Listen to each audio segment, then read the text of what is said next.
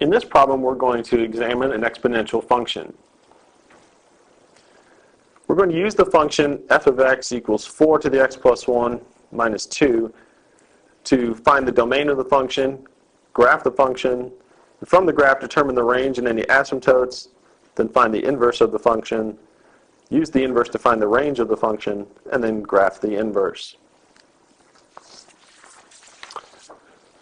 Start by finding the domain of the function. We first recognize that the base function is y equals 4 to the x. This exponential function has a domain of all real numbers. If we examine the given function, see that there's a transformation of a shift left 1 unit, and there'll be a transformation of a shift down 2 units. Neither of those transformations will have an impact on our domain, so the domain for our function is still all real numbers, or in interval notation, negative infinity to infinity. We want to sketch the graph of our function.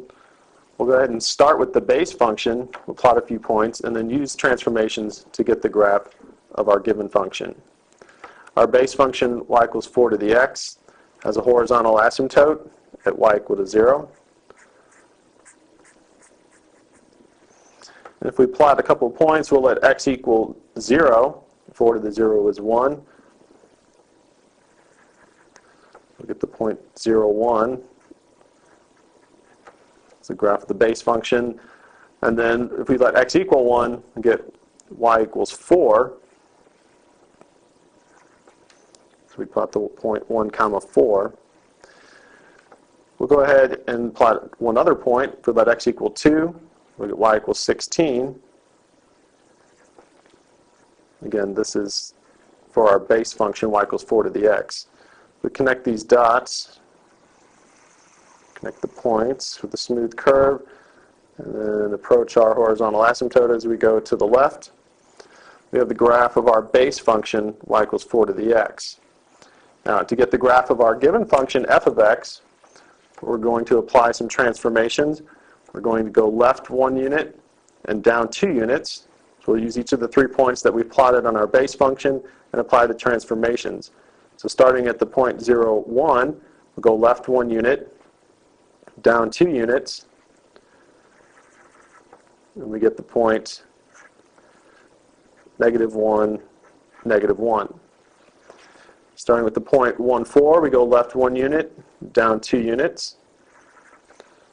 We get the point 0, 2. From 2, 16, we go left 1 unit, down 2 units. At the point 1 comma 14. We had a horizontal asymptote in our base function of y equals 0. If we apply our transformations, a shift left 1 unit does not affect the horizontal asymptote, but the shift down 2 units will give us a new horizontal asymptote, y equals negative 2. We'll go ahead and plot or connect the points that we've plotted here with a smooth curve.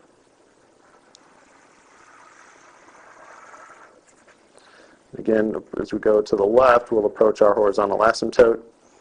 And so we have the graph of f of x. Now, in part C, we were asked to, from the graph, determine the range and any asymptotes. From the graph for f of x, we can see that the range will be the set of values for y that are greater than negative 2. In interval notation, let's say the range is from negative 2 to infinity. We saw with our transformations that we get a new horizontal asymptote of y equal to negative 2. So we'll list that horizontal asymptote, y equal negative 2. Now that we have the graph of our exponential function, we're going to shift our attention to finding the inverse of the function. We were given the exponential function f of x equals 4 to the x plus 1 minus 2. To find the inverse, we'll start by writing y equals 4 to the x plus 1 minus 2. Then we'll interchange the variables. We get x is equal to 4 to the y plus 1 minus 2. This will implicitly define the inverse function. We now need to solve for y. First thing we're going to do is isolate our exponential portion by adding 2 to both sides. So we'll have x plus 2 equals 4 to the y plus 1. Now here we're going to change form. Right now we have the exponential form. We're going to change to the logarithmic form of the equation. This will be log base 4 of x plus 2 is equal to y plus 1. Now we're trying to isolate y, so we're going to subtract 1 from both sides. We'll get log base 4 of x plus 2, then minus 1 is equal to y. This will be our inverse function, f inverse of x. And we should verify that f of f inverse of x is equal to x, as well as f inverse of f of x is equal to x. But we'll leave that check to you. In part C of this problem, we use the graph of the function to determine the range of the function. In part E, we're going to use the inverse function to determine the range as well. We found that the inverse function, f inverse of x, was log base 4 of x plus 2 minus 1. Recall that our original function was the exponential function, f of x equals 4 to the x plus 1 minus 2. We want to use the inverse function to determine the range of our function f. We'll do this by recalling that the domain of our inverse function is equivalent to the range of the function, and vice versa. The domain of our function is equal to the range of the inverse. So if we can find the domain of our inverse function, that will allow us to determine the range of our original function. Looking at this logarithmic expression, we see that the domain is a set of values such that x plus 2 is greater than 0, or x is greater than negative 2. So the domain of the inverse function is a set of values that are greater than negative 2. Therefore, we can say the range of f will be the set of values for y that are greater than negative 2. In interval notation, we'd say the range is from negative 2 to infinity in parentheses. The last part of this problem asks us to graph the inverse function.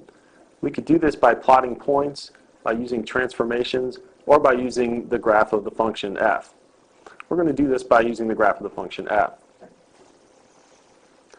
So we'd like to obtain the graph of f inverse of x, which is log base 4 of x plus 2 minus 1.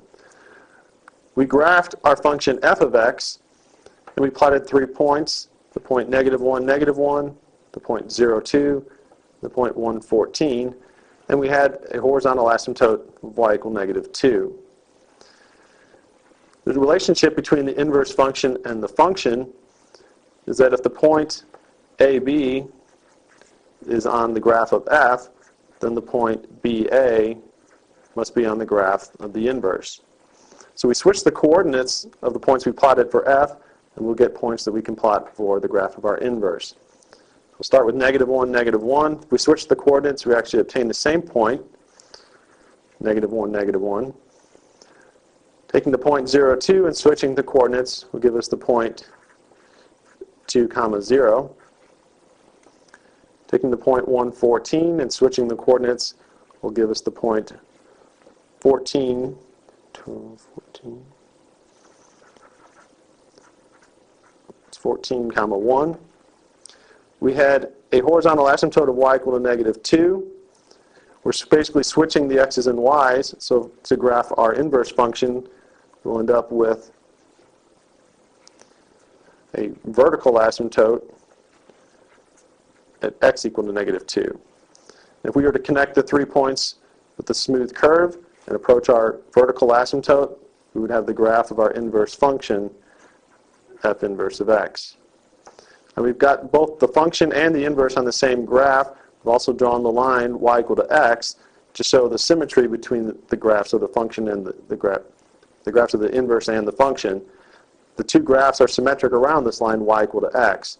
And that gives us our reflective property with our points.